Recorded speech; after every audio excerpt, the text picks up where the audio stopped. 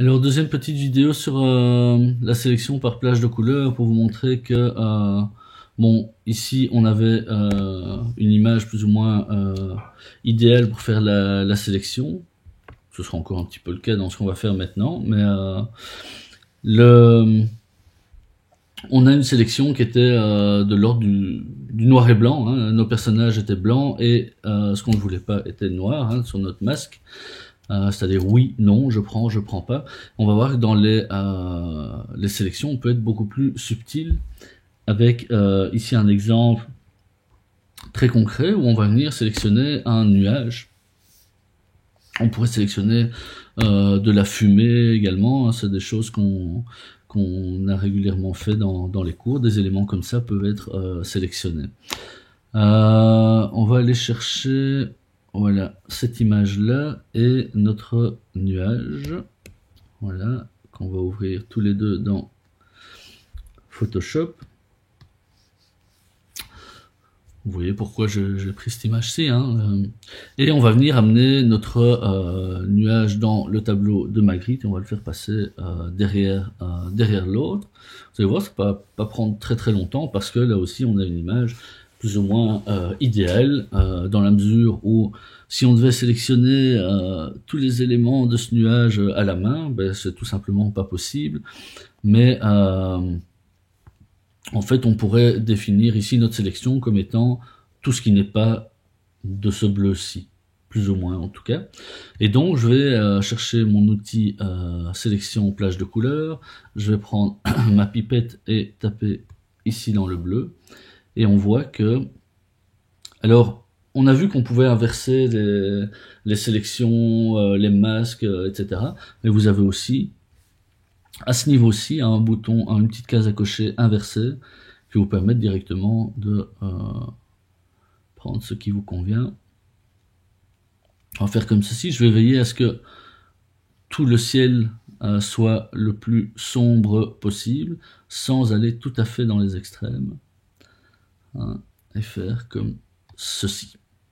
Alors la visualisation est toujours un petit chemin de fourmi, parce que voilà, on ne sait pas le montrer autrement, mais en fait, ici j'ai une sélection qui est beaucoup plus subtile que ce que je vois.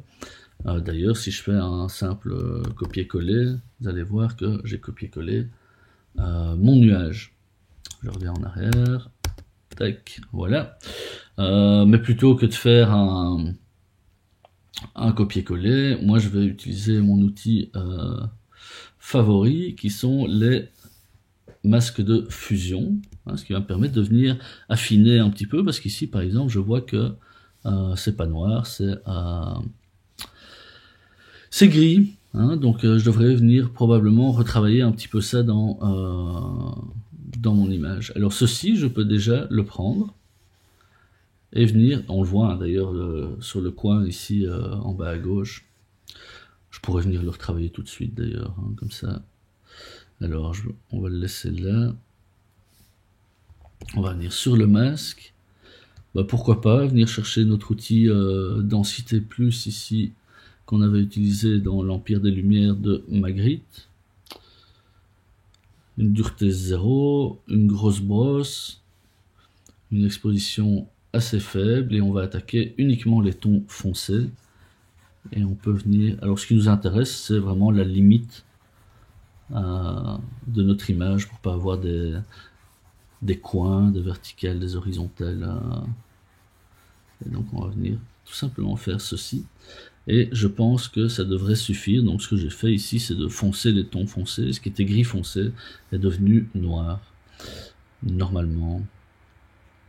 Ouais, je sais pas pourquoi j'ai fait ceci. Alors, Alt-clic pour récupérer mon image.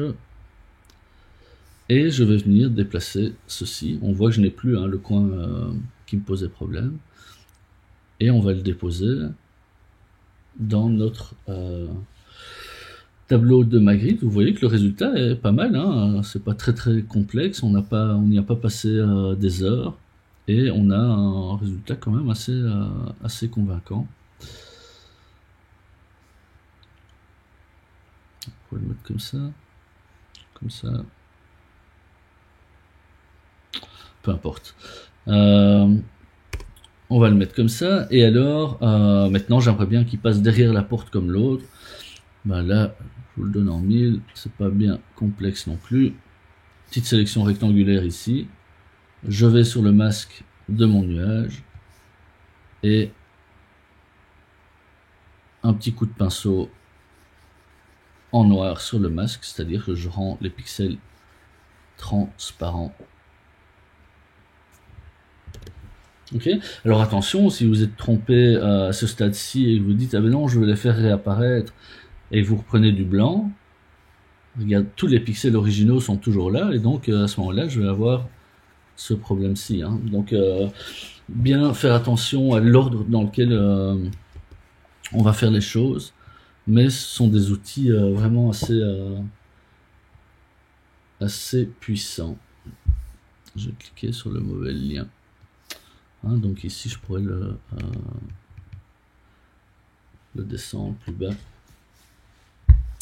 etc. Voilà, c'était une deuxième petite vidéo sur la sélection plage de couleurs pour vous montrer qu'on peut aussi sélectionner des choses beaucoup plus subtiles que des rectangles ou des formes finies au bord bien net.